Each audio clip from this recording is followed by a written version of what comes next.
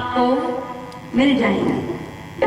ऐसे ही जब आर्य समाज की बात आई, प्रश्न उठा ये आर्य समाज क्या है? दूसरा वार्षिक उत्सव आप लोग मना रहे हैं, तो सबसे पहले तो हमें पता होना चाहिए आर्य समाज क्या है और ऋषि दयानंद क्या है। क्या किया है ऋषि दयानंद जी ने और आर्य समाज ने क्या किया है? आपका हम सम्मान करते हैं, आप आ जाएं और बैठ जाएंगे। हाँ जी, श्रद्धेय आचार्य प्रमोद जी, एक बार करतल ध्वनि से आप इनका सम्मान करेंगे। अतिथियों का सम्मान करता है मेरा देश, हम भी हृदय की गहराइयों से उनका सम्मान करते हैं। चलिए खैर, मैं निवेदन कर रही थी आपके बीच में, जब हमने पूछा ऋषि दयानंद ने एक संस्था को बनाया जिसका नाम है आर्य समाज। क्या है ये आर्य समाज?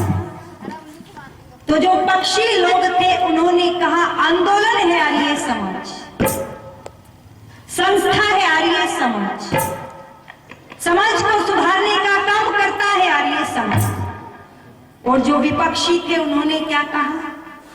बोले किसी को नहीं मानता है आर्य समाज, यही कहा ना? बोले नास्तिकों का समूह है आर्य समाज, और गलती उनकी नहीं। एक दादाजी मिले, हमने कहा दादाजी नमस्ते, बोले नमस्ते बेटा। मैंने कहा दादाजी आपके गले में ये जो पवित्र सर पर चोटी देख करके लग रहा है आर्य समाजी हो? तो बूढ़ा घमंड में अहंकार में भर करके बोला बेटा ऐसा वैसा नहीं हूं, पूरा कट्टर हूं। ये बीमारी है ना, कट्टर। मैंने पूछा दादाजी मैंने तो केवल आर्य समाजी सुने थे, ये कट्टर क्या है? समझ में नहीं आ रहा, ये कट्टर क्या है, ये कहां से आया और है क्या? तो दादाजी कहते हैं कट्टर आर्य समाजी उसको कहते हैं जो किसी को ना मानता हो।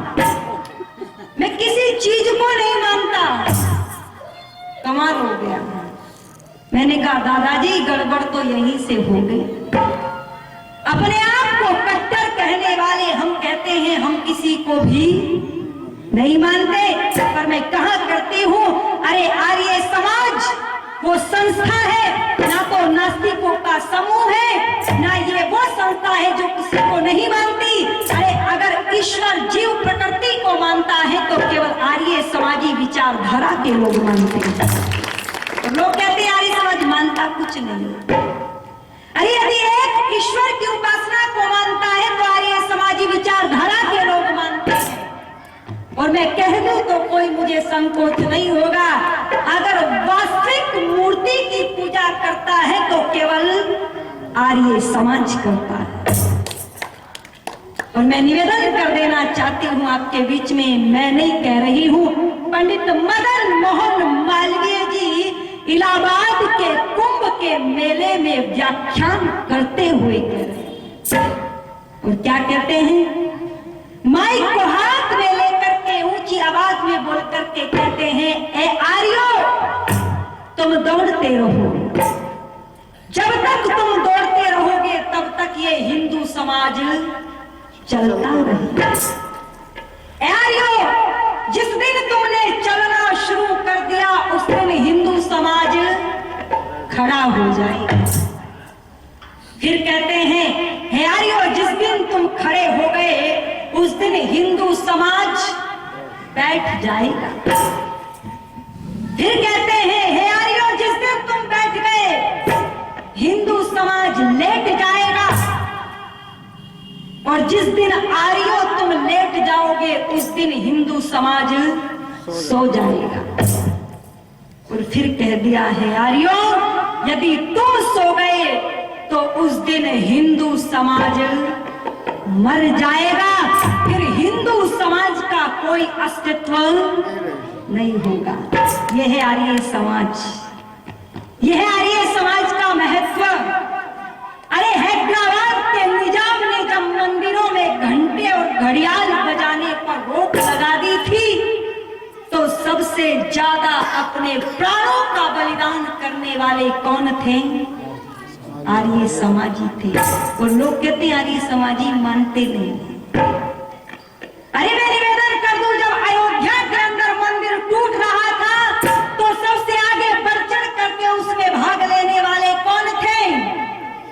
आर्य समाजी।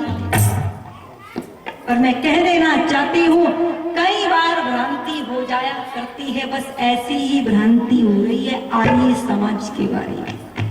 और जब तक ये भ्रांति समाप्त नहीं होगी तब तक यहाँ पर कोई आकर के सुनने वाला नहीं है। और भ्रांति कैसी सुनाया करते हैं, एक बार एक भारत का व्यक्ति चीन में चला गया। अब चीन में सबसे पहले आविष्कार हुआ था शीशे का। जब भारत के व्यक्ति ने चीन में शीशा देखा तो उसको बहुत अच्छा लगा, वो सुंदर लगा। उसने दुकानदार से उस शीशे को खरीद लिया। जब खरीदा तो दुकानदार ने कहा, देख भाई, बड़ी नाजुक चीज है, संभाल के रखना, ऐसे वैसे मत डाल देना, नहीं तो जल्दी टूट जाएगा। अब ये व्यक्ति भारत में आ गया और अपने घर पर आकर के इसने शीशे को अलमारी में बंद करके रख दिया और ऊपर से लगा दिया ताला। अभी रोज सुबह उठे, नहाए धोए, अपने काम खत्म करे, ताला खोले, खिड़की खोले और चेहरा देखे और बंद कर दे। अब जब इसको लगातार एक हफ्ता हो गया, जो इसकी पत्नी थी इसको शक हो गया। ये बोली, जब से चीन से आया है पता नहीं कौन सा खजाना लाया है, ताले में बंद करके रखता है और अकेला ही देखता है, मुझे भी नहीं दिखाया, क्या है। अब इसकी पत्नी इंतजार करने लगी किस दिन ताला खुला छूटे और मैं देखूं। अब एक दिन ऐसा हुआ, ये भाई साहब थोड़ा सा लेट सो करके उठा, जल्दी जल्दी नहाया, जल्दी जल्दी खाया। इसको ऑफिस के लिए देर हो रही थी। ताला खोला, शीशा देख लिया, खिड़की बंद कर दी, ताला लगाना भूल गया और चला गया। अब पत्नी तो रोज यही इंतजार करे कब ताला खुला छूटे, मैं देखूं क्या लाया है। जब ताला खुला छूटा, ये दौड़ करके गई अलमारी के पास। जैसे ही इसने खिड़की खोली, अलमारी में रखा था शीशा, इसको क्या दिखा, अपना चेहरा। जब इसने अलमारी में एक नौजवान युवती को देखा तो इसने रोना शुरू कर दिया। बोली, नाश हो गया इस घर का, अब इस घर को कोई नहीं बचा सकता। मैं कह रही थी ये रोज पता नहीं क्या देखता है, अरे चीन से कोई और आकर के बिठा रखी है अलमारी में। जब ऐसे सुबह सुबह रोना शुरू किया तो इसकी सास ने सुना, बोली, अरे क्या हो गया, क्यों रो रही है सुबह सुबह। तो बोली, आकर के देख ले अपने बेटे की करतूत, तो तुझे भी पता चल जाएगा, खुद देख ले क्या हो गया। बोली, कुछ हो भी गया बताएगी। तो बहू बोली, देख ले, चीन से एक दूसरी ला करके अलमारी में बंद कर रखी है, रोज ताला खोले, उससे बात कर ले और चला जाए। ये भी भूल गई कि उसको भूख भी लगती होगी या नहीं लगती होगी, वो अलमारी में कैसे बंद। खैर, बुढ़िया आई, बोली, देख बेटा, वैसे मुझे विश्वास तो नहीं है, मेरा बेटा सब कुछ कर सकता है पर ये काम नहीं कर सकता। बोली, खुद देख ले। बुढ़िया बहू से बोली, अच्छा तू पीछे हट, मैं देखती हूं। अब बहू जाकर के एक तरफ खड़ी हो गई। बुढ़िया ने देखा, अलमारी खोल करके क्या दिखा, 14वीं सदी का मॉडल दिखा, सफेद बाल, चेहरे पे झुर्रियां, और सुबह का समय था, बुढ़िया ने मुंह भी नहीं धोया था। बुढ़िया ने जब वो मॉडल देखा शीशे में अलमारी में, तो बुढ़िया को भी भ्रांति होगी। बोले, माथे पे हाथ रख करके बोली, जा रे तेरा नाश हो जा। ईमान भी डिगाया तो बुढ़िया पे डिगा दिया, किसी जवान को ही ले आता। तुझे तो चीन में कुछ और मिला ही नहीं, यही रह गई थी। अब बुढ़िया ने भी रोना शुरू कर दिया, बहू भी रो रही है। अब सुनाई दिया बूढ़े को। बूढ़ा बाहर बैठा था, दौड़ कर क्या रही, क्या हो गया, क्यों रो रही हो, सुबह सुबह चाय पानी कुछ मिलेगा। बुढ़िया बोली देख ले अपने बेटे की करतूत, चाय तो जितने दिन पीनी थी बस पी ली। बोली कुछ हो भी गया? बोले जाकर के देख, चीन से एक दूसरी ला करके बिठा रखी और वो भी बुढ़िया अलमारी में बंद। बूढ़ा बोला हटाइयो पीछे मैं देखूं। सास बहू पीछे हट गई, बूढ़े ने देखा, बूढ़े को क्या दिखा?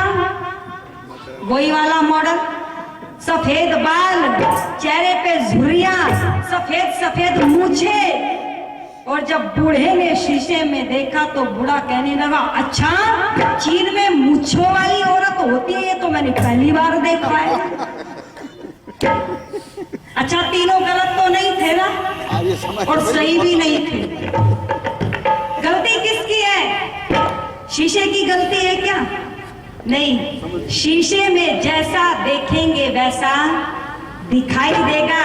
गलती थी तो अविद्या की थी, वहां विद्या नहीं थी। अगर विद्या होती तो पता होता ये शीशा जैसा इसमें देखेंगे वैसा दिखाएगा, पर अज्ञानता का पर्दा पड़ा हुआ था, इसलिए सबने शीशे को नहीं देखा, बस उसके दोष देखने शुरू कर दिए। और शीशा है आर्य समाज, शीशा है आर्य समाज। जैसा आप इसमें देखने का प्रयास करेंगे आपको ऐसा ही दिखेगा। वो आपकी गलती है, आप सोच क्या रहे हैं, बता क्या रहे हैं। अगर विद्या आपके पास है तो कभी भी ये बातें नहीं आएगी कि आर्य समाज किसी को मानता नहीं। और अविद्या का पर्दा यदि पड़ा हुआ है तो फिर भले ही कि कोई समझाए पर आपकी समझ में बात आने वाली नहीं है। इसलिए मैं कहती हूं,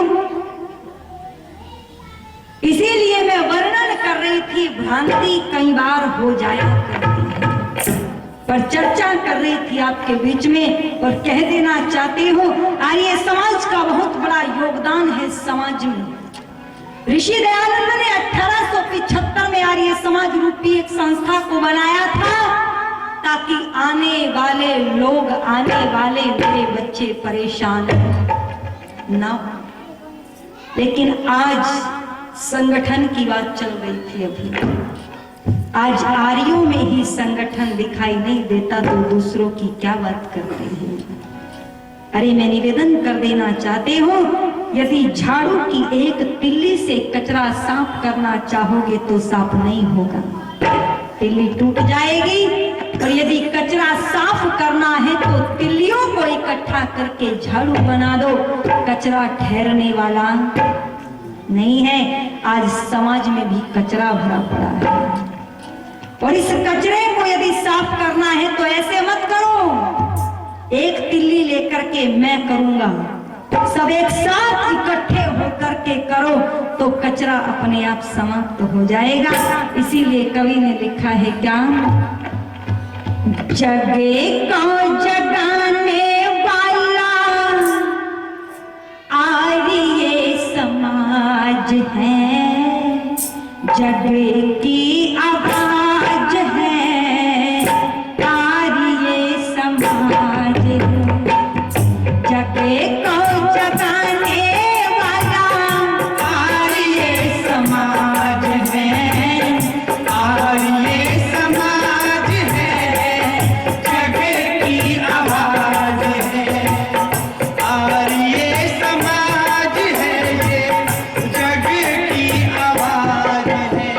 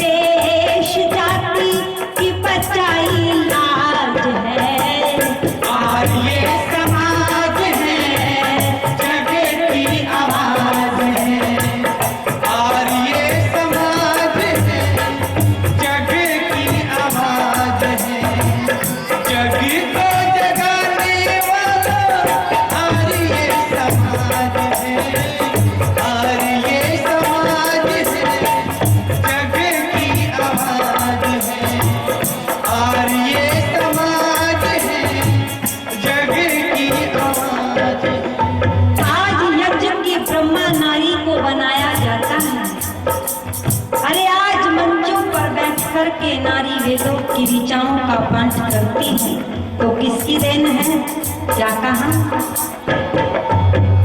नारियां भी वेद का गान आज कर रही, नारियां भी वेद का गान आज कर रही, रूढ़ियां कुरीतियां भी अपने आप मर रही, रूढ़ियां कुरीतियां भी अपने आप मर रही।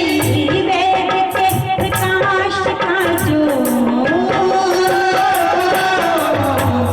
वेद के प्रकाश का जो कर दिया सुकार है, आर्य समाज है, जग की आवाज है, आर्य समाज है, जग की आवाज है, जग को जगाने वाला आर्य समाज है, आर्य समाज है, जग की आवाज है, आर्य समाज है, जग की आवाज है।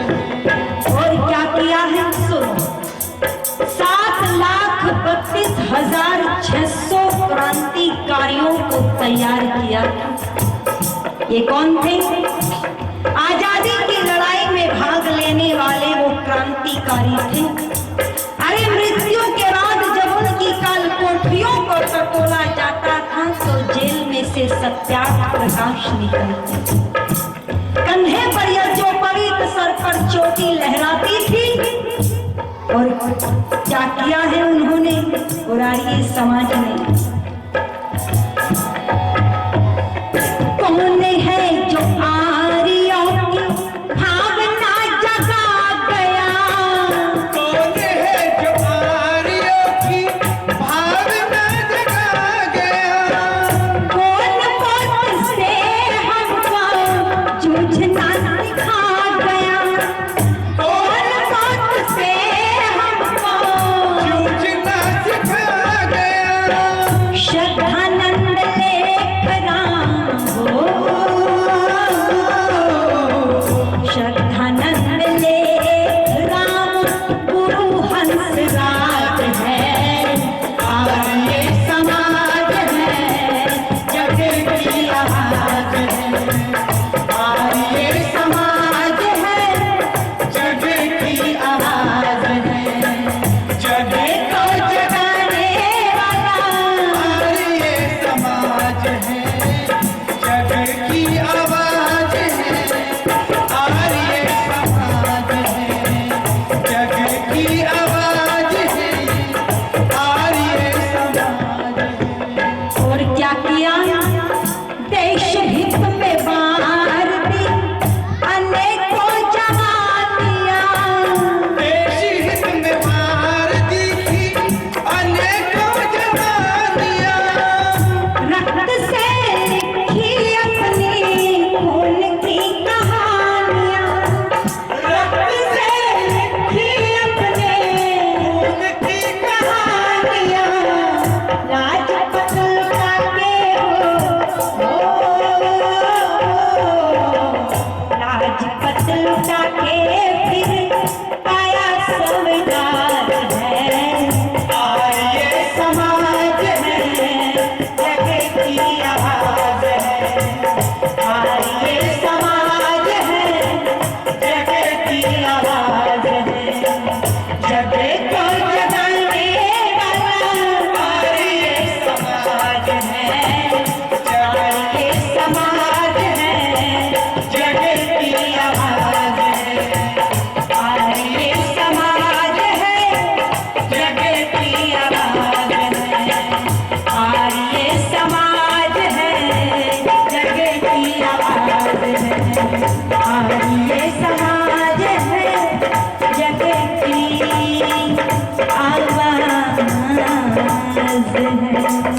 है।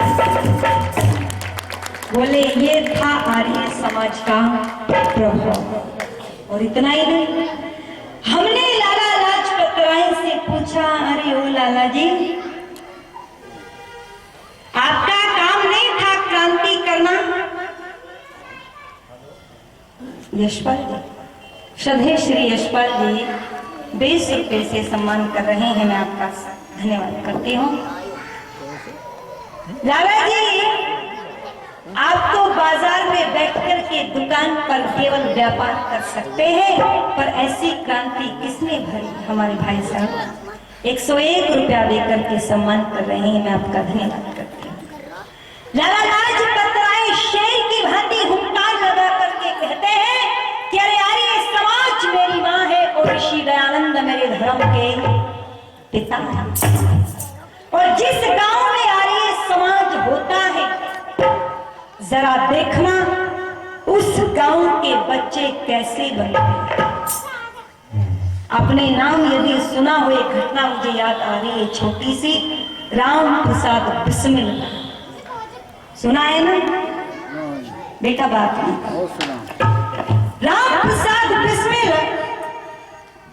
शाहजहांपुर उत्तर प्रदेश के अंदर, वैसे तो मध्य प्रदेश के थे, जब जीवन चरित्र पढ़ा तो पता चलेगा, लेकिन उनके दादा परदादा परिवार आकर के उत्तर प्रदेश शाहजहांपुर में आकर के रहने लगे।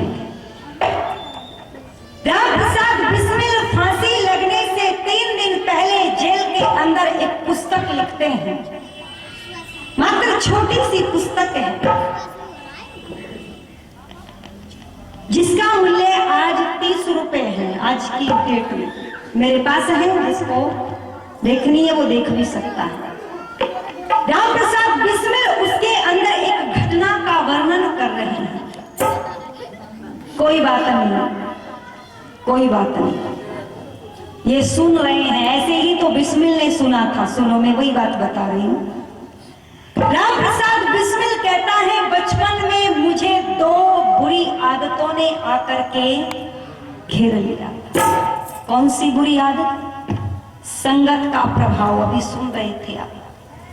संगत बुरी मिली। ब्राह्मण परिवार में पैदा होने के बाद भी 2 बुरी आदत लग गई, सिगरेट पीना और कभी कभी भांग का सेवन भी कर लेना। पुस्तक के अंदर लिखा है। और आगे कहते हैं कि कभी कभी माता और पिता के बख्शे से इन आदतों को पूरा करने के लिए पैसे भी चुराता।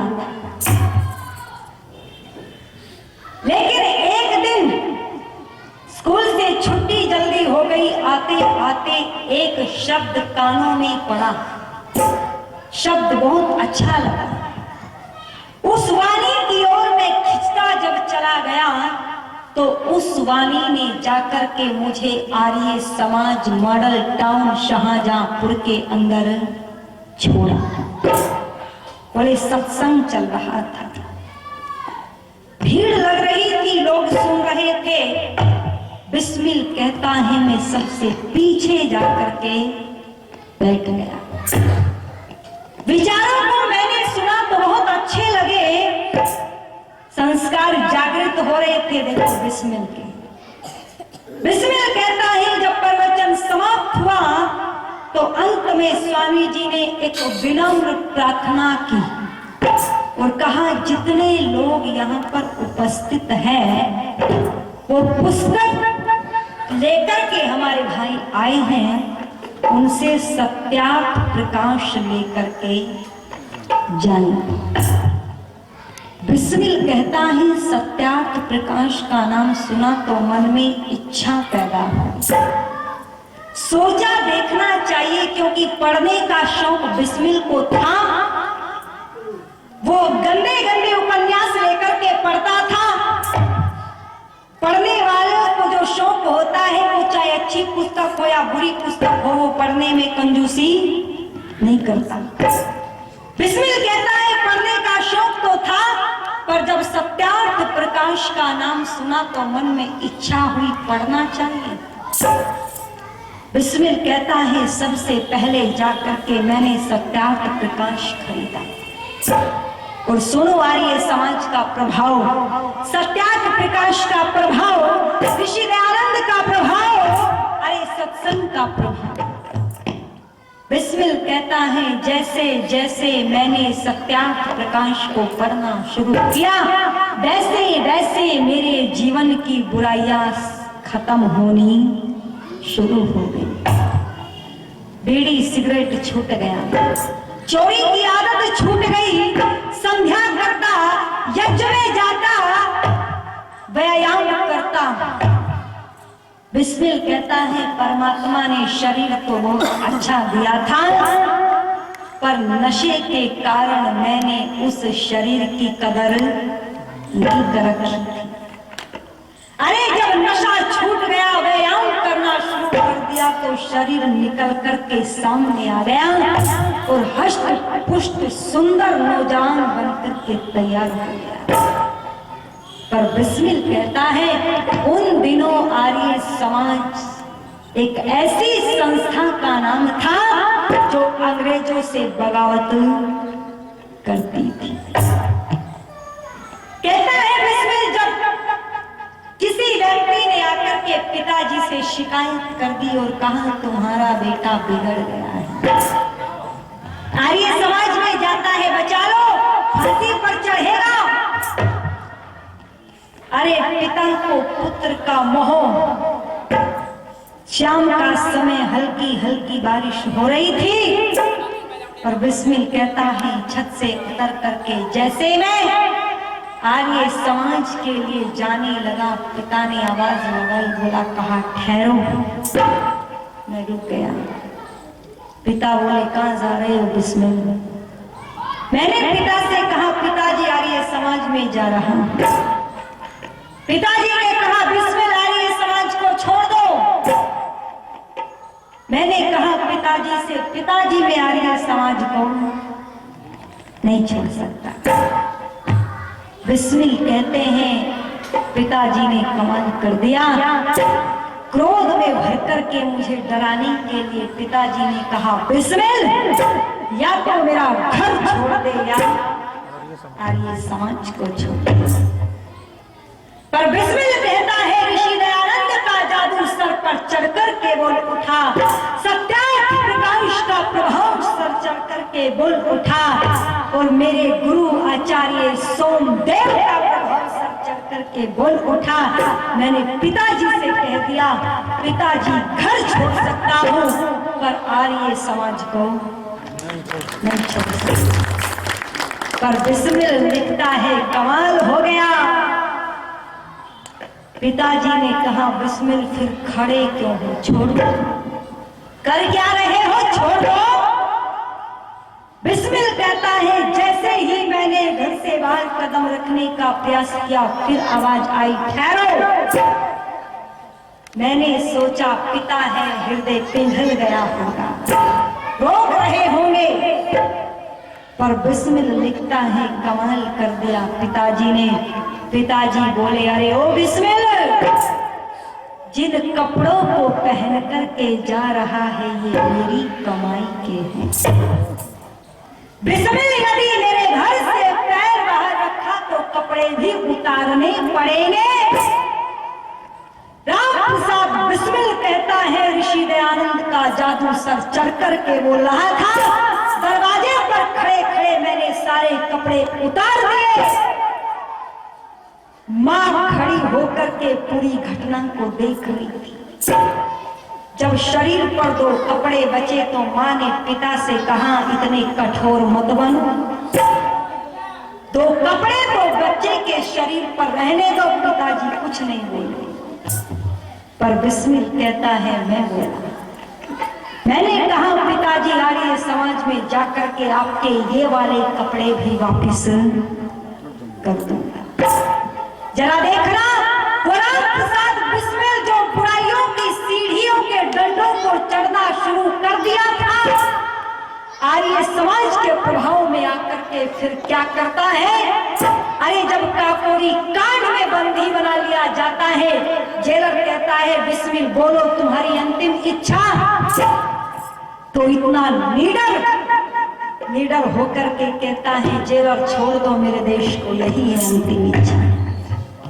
जेलर बोला ये नहीं कुछ और बोलो। बिस्मिल कहता है खोल दो मेरे हाथ, जेलर कांप गया, बोला नहीं बिस्मिल, विश्वास नहीं करेंगे। अरे इतना हष्ट पुष्ट शरीर लिए खड़े हो, हाथ खोल दिए, हम पर अटैक कर दिया तो। बिस्मिल हंसा, हंस करके बोला, ओ जेलर, अब मेरे देश को तुम ज्यादा दिन तक गुलाम नहीं बना पाओ। अभी तो एक बिस्मिल खड़ा है, एक बिस्मिल से अगर रहे हो, मेरी मौत के बाद तो हजारों पैदा होंगे, फिर हजारों से कैसे लड़ोगे? जेलर, मेरे देश को तुम गुलाम अब नहीं रख पाओगे। और सुनो, मैं अपने हाथ तुम्हें मारने के लिए नहीं खोलवा रहा था। अरे मैं तो क्या देखना चाहता था, क्या करना चाहता था? बिस्मिल कहता है अपने अंदाज में, बोला, लगे दम भी ना खोली जालिमों ने हथकड़ी मेरी, लगे दम भी ना खोली जालिमों ने हथकड़ी मेरी। अरे तमन्ना थी बस इतनी ही, फांसी से लिपट करके प्यार कर लेता। अरे जेलर, मैं तो फांसी के फंदे को अपने होठों से चूमना चाहता था, लेकिन तुम तो बिस्मिल से डरते हो। भाई, तुम्हारी कोई बात नहीं कही जा सकती। जेलर बोला, बिस्मिल कुछ और बात बताओ, कुछ और इच्छा बताओ। बिस्मिल कहता है, रहने दो, तुम पूरी नहीं कर सकते। जेलर बोला, नहीं बिस्मिल, करेंगे, अब की बार करेंगे, बताओ। तो देखना जरा, बिस्मिल के सर पर आर्य समाज और ऋषि दयानंद का जादू मौत के पलड़े पर भी बोल रहा। यह है आर्य समाज का प्रभाव। यदि गांव में आर्य समाज के सत्संग होंगे तो बच्चे कभी शराब के अड्डों पर नहीं जाएंगे। और ये तो मैं पुरानी बात बता रही हूँ आपको, है ना, पर देवबंद के पास आज भी एक ऐसा गांव है जहां पर आर्य समाज का इतना प्रभाव है। अरे शराब और बीड़ी तो बड़ी दूर की बात, वहां का पूरे गांव के लोग प्याज और लहसुन भी नहीं खाते। पर आर्य समाज का प्रभाव है, चारों वेदों के यज्ञ एक एक बार में करते हैं वो लोग। इसीलिए मैं कहती हूँ, अगर आप अपने बच्चों को संस्कारवान बनाना चाहते हो तो जो मुहिम आपने चलाई है उसको बंद मत करना। विकट परिस्थितियां तो बहुत आएंगी, आती है, बहुत आती है जब अच्छे काम करते हैं, पर उनकी तरफ ध्यान ना दे करके हमें केवल अपने कर्तव्य पर ध्यान देना है। पर मैं चर्चा कर रही थी, बिस्मिल कहता है, सुनो जेलर, यदि मेरी अंतिम इच्छा सुनना चाहते हो तो ये है बिस्मिल की अंतिम इच्छा। कौन सी? हेर 7 बजे वक्त सवेरे, जब मैं फांसी पाऊंगा तो सुनो जेलर, मैं क्या करूंगा? फांसी पे चढ़ने से पहले संध्या हवन रचाऊंगा। 7 बजे वक्त सवेरे, जब मैं फांसी पाऊंगा, फांसी पे चढ़ने से पहले संध्या हवन रचाऊंगा। फांसी पे चढ़ने से पहले संध्या हवन रचाऊंगा। 7 बजे वक्त सवेरे, जब मैं फांसी पाऊंगा, फांसी पे चढ़ने से पहले संध्या हवन रचाऊंगा। फांसी पे चढ़ने से पहले संध्या हवन रचाऊंगा। हमारे भाई साहब राशि देकर के सम्मान कर रहे हैं, मैं उनका धन्यवाद करती हूँ। पर जरा देखना उनका जादू,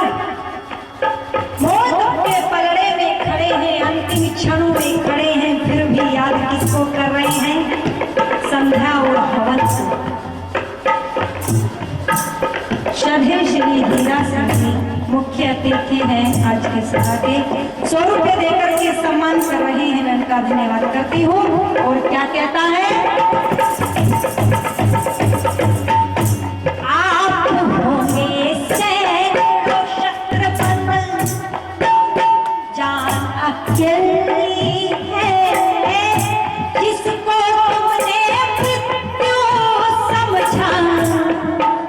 मेरी सहेली है, आप होंगे सैकड़ों शस्त्र बंद, मेरी जान अकेली है जिसको तुमने मृत्यु समझा।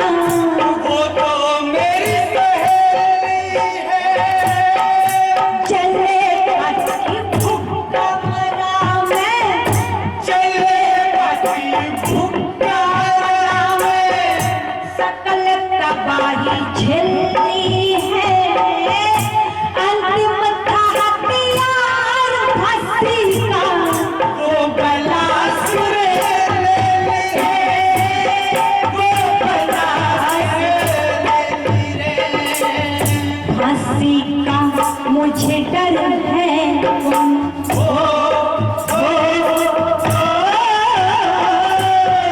फांसी का मुझे डर है, जन्म दोबारा पाऊंगा, फांसी पे चढ़ने से पहले वृंदावन न जाऊंगा।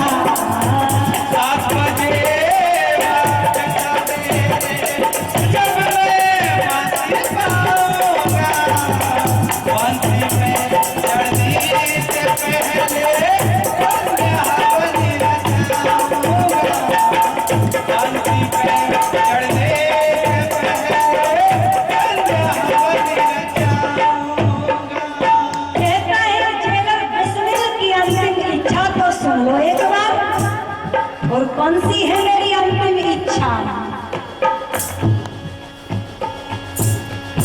ब्रिटिश साम्राज्य के अंदर, ब्रिटिश साम्राज्य के अंदर हवन मंत्र की बोली हो, घृत सामग्री की आहुति, मेरी पिस्तौल की गोली हो, घृत सामग्री की आहुति, मेरी पिस्तौल की गोली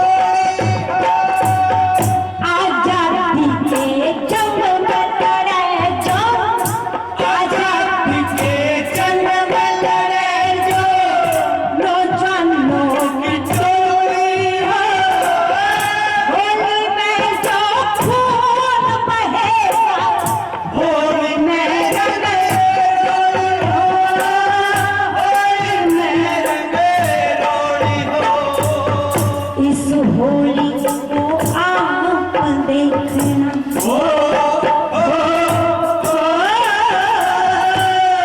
इस होली को रे आप देखना, मैं चला ही जाऊंगा फांसी पे चढ़ने से पहले संध्यावन रचाऊंगा, फांसी पे चढ़ने से पहले वृंदावन न जाऊंगा। 7 बजे रात सवेरे जब मैं फांसी पाऊंगा, फांसी पे चढ़ने से पहले वृंदावन न जाऊंगा। फांसी पे चढ़ने से पहले वृंदावन न जाऊंगा। श्रद्धेय मास्टर तेज सिंह जी अपनी बेटी को 100 रुपये आशीर्वाद के रूप में दे रहे हैं, मैं उनका धन्यवाद करती हूँ। और बिस्मिल कहता है, जेलर तुम कह रहे थे कि आज मैं मर जाऊंगा तो कल को लोग मुझे भूल जाएंगे। तुम कह रहे थे जेलर कि ऐसा शरीर बिस्मिल हर किसी को नहीं मिलता जैसा प्रभु ने तुझे दिया है, इसको बर्बाद मत कर।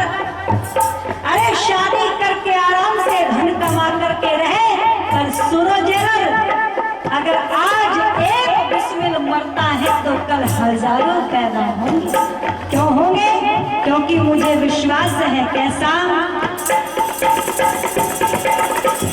कुर्बानी खाली न रजती, कुर्बानी खाली ना जती, ये भी आपको याद है। भारत का बच्चा बच्चा बिस्मिल्लाह राम साबिर है। भारत का बच्चा बच्चा बिस्मिल्लाह साबिर है।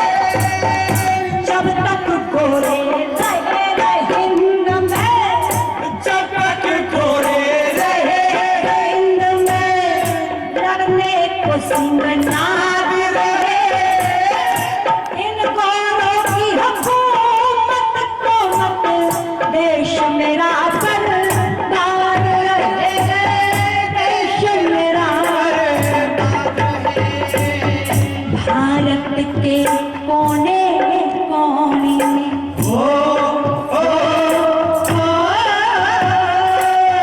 भारत के कोने कोने में क्रांति की आग लगाऊंगा। फांसी पे चढ़ने से पहले संध्या हवन रचाऊंगा। 7 बजे वक्त सवेरे जब मैं फांसी पाऊंगा। फांसी पे चढ़ने से पहले संध्या हवन रचाऊंगा। फांसी पे चढ़ने से पहले संध्या हवन रचाऊंगा। ऋषि दयानंद का जादू आर्य समाज का प्रभाव और सत्याग्रह प्रकाश का प्रभाव सर चढ़ करके हो गया। राम प्रसाद बिस्मिल के लिए व्यवस्था की गई। ऐसी सुनो, घृत सामग्री मिली रक्त मिल को, सामग्री मिली रक्त मिल को संध्या हवन रचाया गया। वंदे मातरम का गाया फांसी से पहले गाया गया। वंदे मातरम का गाया फांसी से पहले गाया गया। 7 बजे ठीक सवेरे 7 बजे ठीक सवेरे फांसी पे लटकाया गया। मर के वीर जिंदा रहने का सबको पाठ पढ़ाया गया। सबको पाठ पढ़ाया गया। कह भीषम सुनने वालों को, कह भीषम सुनने वालों को ज्यादा नहीं रुलाऊंगा। फांसी पे चढ़ने से पहले संध्या हवन रचाऊंगा। 7 बजे वक्त सवेरे जब मैं फांसी पाऊंगा। फांसी पे चढ़ने से पहले संध्या हवन रचाऊंगा। 7 बजे वक्त सवेरे जब मैं फांसी पाऊंगा। फांसी पे चढ़ने